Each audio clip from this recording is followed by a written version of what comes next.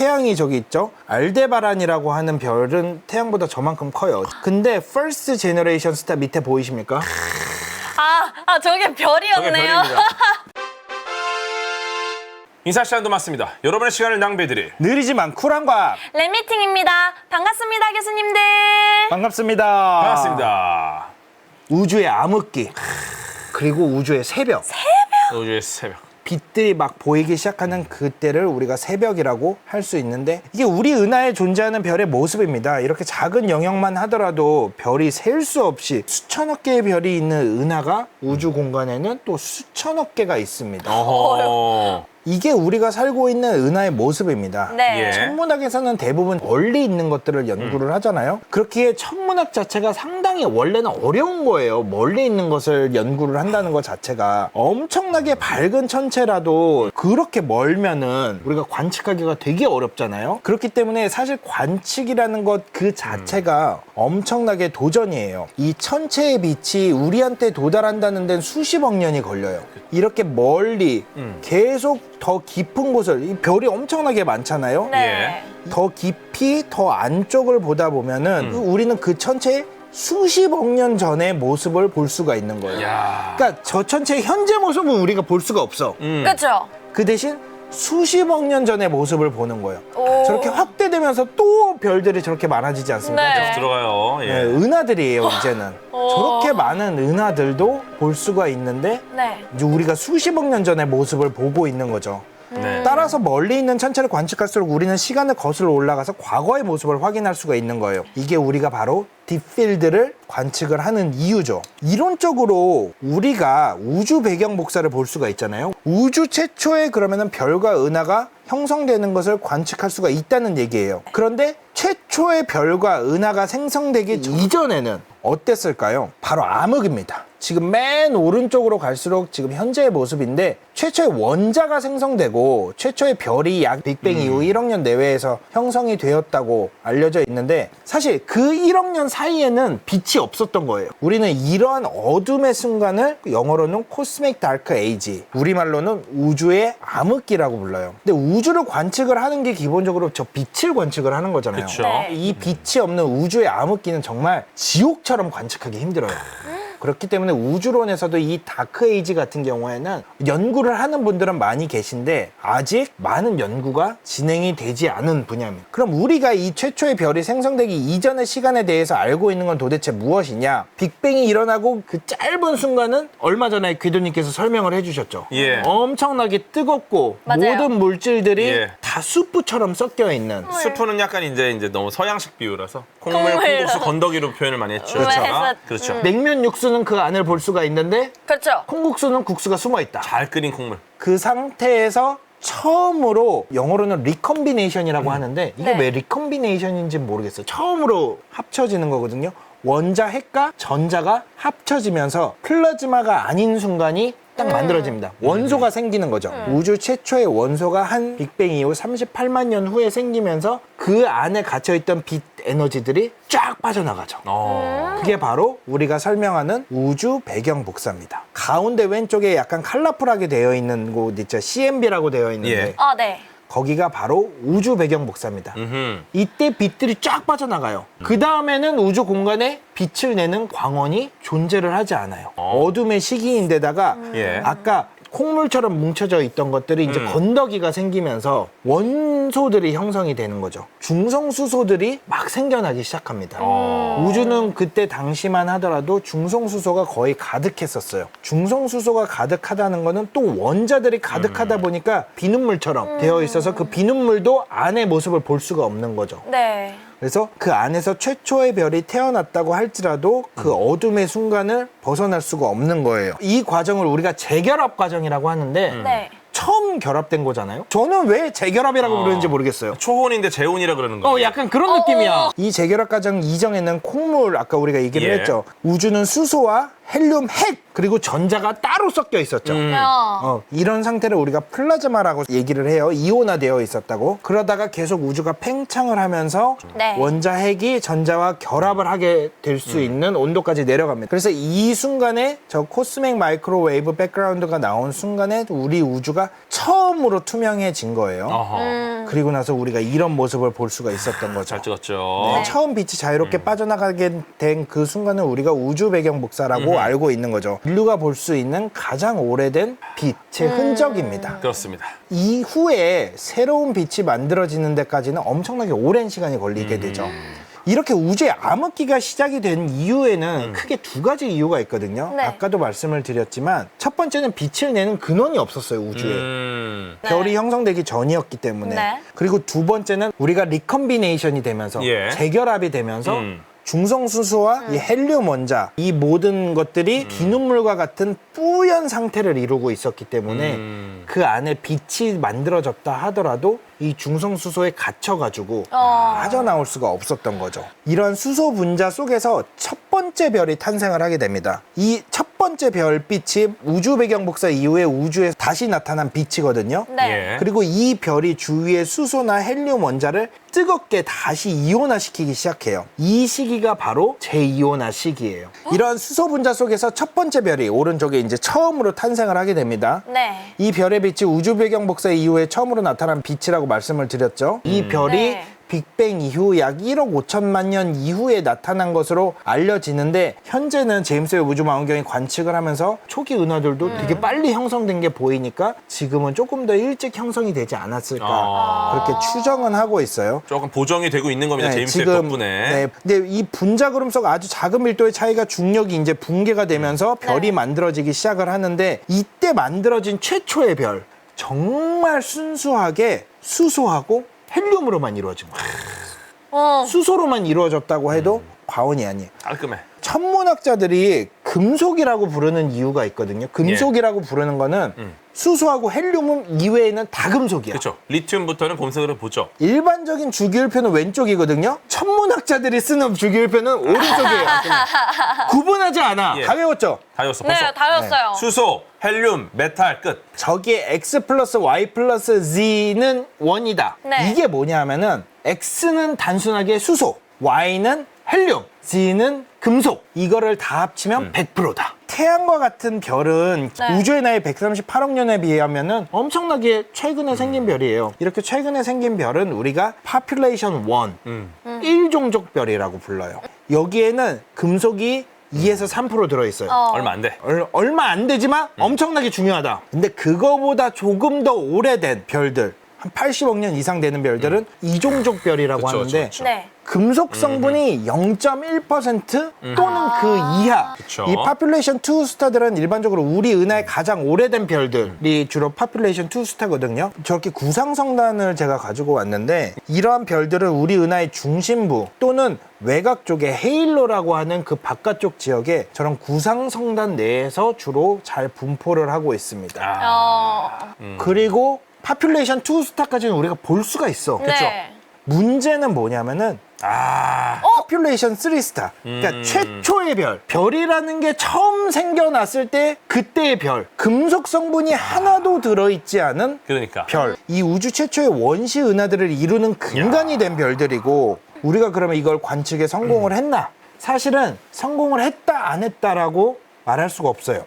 사실 알 수가 없어. 근데 시도를 안 해서 그런 건 아니고 천문학자들이 얼마나 많이 찾아봤겠어요. 그러니까요. 정말로. 그쵸. 진짜 팝3 별을 찾기 위해서 정말 최선을 다했는데 분명히 존재를 했었던 별이에요. 근데 파퓰레이션 3 스타는 제가 지금부터 설명해드릴 이유로 인해서 절대 오래 살지 못했어요.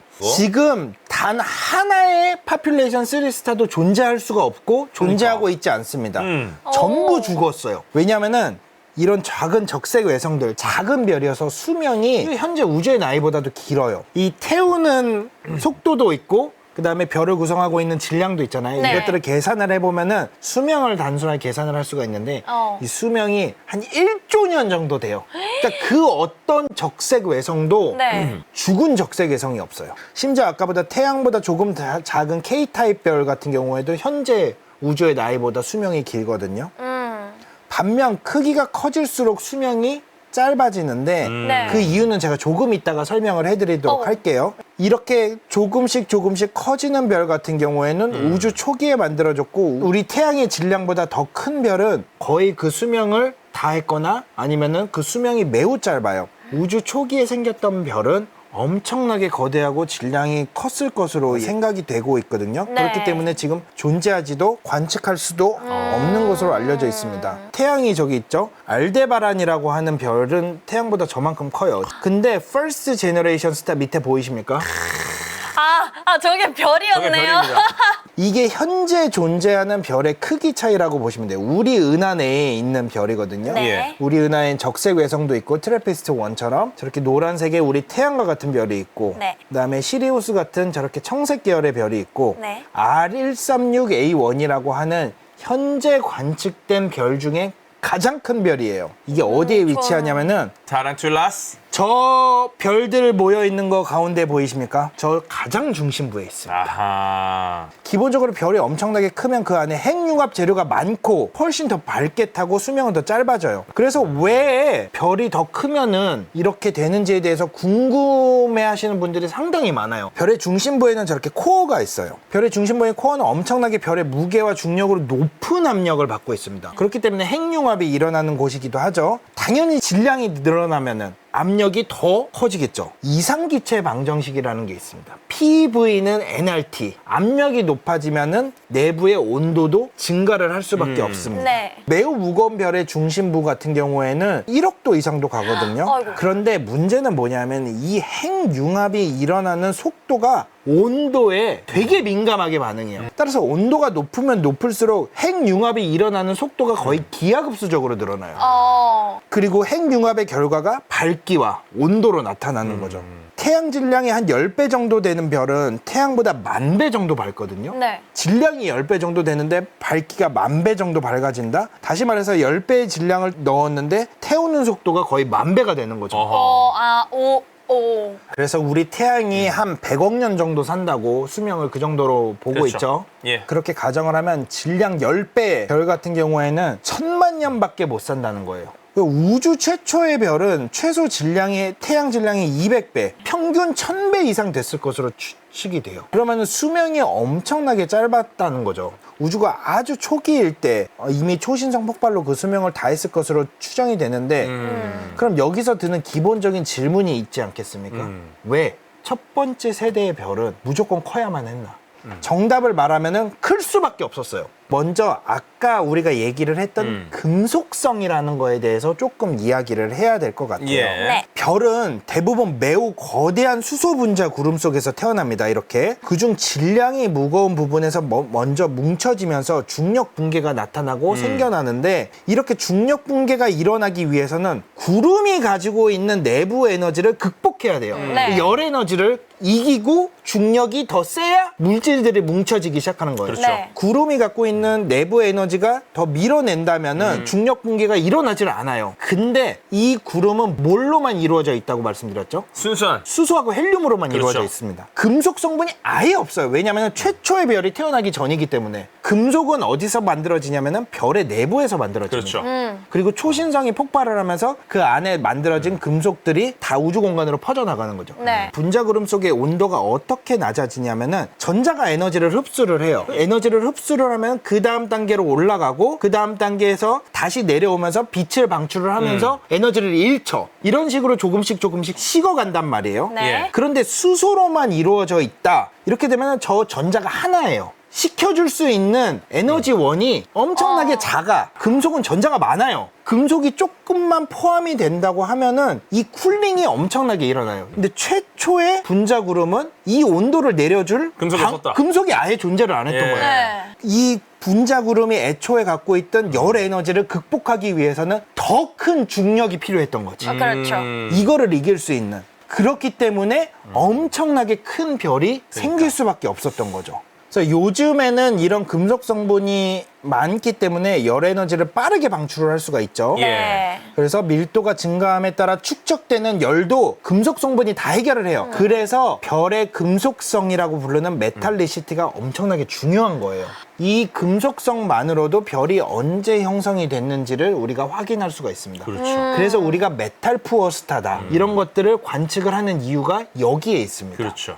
이게 W3, W4, W5의 카시오페이 자리에 있는 거대 분자 구름이거든요. 네. 한 지구로부터 6,000광년 정도 떨어져 있는데 이렇게 금속 성분이 여긴 되게 많아요. 색깔도 다양하잖아요. 네, 다양. 파란색으로 빛난다, 뭐 노란색으로 빛난다. 여기는 이미 금속 성분이 있는 거예요. 이런 곳에선 별이 엄청나게 잘 태어나고 다양한 크기의 별이 만들어집니다. 반면에 초기에는 금속 성분이 아예 없었어요. 빅뱅 이후 얼마 안 돼서 내부 에너지도 엄청나게 컸죠. 엄청나게 뜨거웠기 때문에 이렇게 강력한 파퓰레이션 3스타는 주위를 이온화하기 시작합니다. 그리고 또 얼마 지나지 않아서 죽겠죠. 강력하게 초신성이 폭발로 일으킵니다. 이런 식으로 주위를 재이온화시키는 거예요. 아까 우주 초기에 어떻게 돼 있다고 그랬죠? 중성수소로 마치 비눗물과 같은 상태로 이루어진 우주라고 말씀을 드렸잖아요. 네. 이거를 이온화시키는 거예요. 이 별들이. 저 별들이 주위를 다 이온화시키면서 점점 우주가 밝아지고 있죠. 이건 시뮬레이션 자료인데요. 첫 번째 별이 생기고 은하가 생기고 그 주위를 이온화시키면서 저 까만 부분이 점점 없어지는 거예요. 밝혀지네요, 점점. 우리가 암흑이라고 보는 중성수소로 가득 찬 거품들이 조금씩 깨지면서 그 안을 들여다볼 수가 있는 거죠. 이온화되면서 점점 우리가 저 밝은 우주의 모습을 볼 수가 있는 겁니다. 우리가 현재 보고 있는 우주는 이렇게 투명한 우주다. 기가 네. 막히네요. 네. 예. 저 맨 왼쪽에서부터 불투명하죠. 네. 물론 그 속에서도 최초의 별은 태어났었을 거예요. 네. 그렇죠. 최초의 별이 나온 빛이 우리가 볼 수 있냐? 그거는 없었을 거예요. 왜냐하면은 별 단위로서는 아주 주위의 조그만 영역만 이온화를 시킬 수 있었을 거예요. 저 별들이 폭발을 하고 계속 그 다음 별이 만들어지고 은하가 만들어지고 그러다 보니까 시뮬레이션에서 봤듯이 오른쪽에 이렇게 투명하게 모든 은하의 모습을 볼 수가 있는 겁니다. 이 과정이 재이온화 과정이고 예. 영어로는 Reionization Era라고 그러고 이 재이온화되는 순간의 모습을 제임스 웹이 최근에 관측을 했습니다. 저 가운데 보이시는 퀘이사, 은하임에도 불구하고 너무 밝기 때문에 저기 회절 스파이크가 보여요. 아, 저 정가운데. 네, 저 리아이오나이제이션 에라에 퀘이사가 들어가 있어요. 그럼 퀘이사 앞에 있는 은하들을 관측을 하면은 얼마나 주위를 이온화시켰는지 이온화 거품의 크기를 잴 수가 있습니다. 네. 퀘이사 빛이 그 안을 뚫고 오면서 위에 그래프처럼 흡수가 되고 흡수되는 양과 그 길이를 보면은 얼마나 그 이온화 과정이 큰지 그 거품을 확인을 할 수가 있습니다. 퀘이사의 앞에 있는 약 59개 거의 60개 가까운 은하를 중점적으로 관측을 했더니 그 이온화 거품의 크기를 잴 수가 있었던 거예요. 오. 이 물론 지금 관측한 이 자료는 제2온화가 끝나가는 시점에 존재했던 은하들이기 때문에 더 안쪽을 들여다본 거는 아니에요. 그럼에도 불구하고 이론적으로만 증명이 됐고 시뮬레이션으로만 증명이 됐던 건데 이게 제임스 웹 우주 망원경을 통해서 관측적으로 증명이 됐다라는 게 최근에 결과가 나왔습니다. 우리가 우주 암흑의 시대다. 네. 그리고 우주의 새벽, 제2온화 시기가 어떤 거라는지 여러분들께 간단하게 한번 설명을 드리기 위해서 오늘 자료를 준비를 해봤습니다. 그리고 우주 최초의 별은 왜 클 수밖에 없었는지를 오늘 여러분들 알고 가신다면 그거 하나만으로도 대단한 일이죠. 네, 오늘 정말 많은 것을 얻어가시는 게 아닌가 그렇게 생각을 합니다. 맞습니다. 인사 시간도 맞습니다. 여러분의 시간을 낭비해드릴 느리지만 쿨한가 랩미팅이었습니다. 감사합니다, 교수님들. 감사합니다. 감사합니다.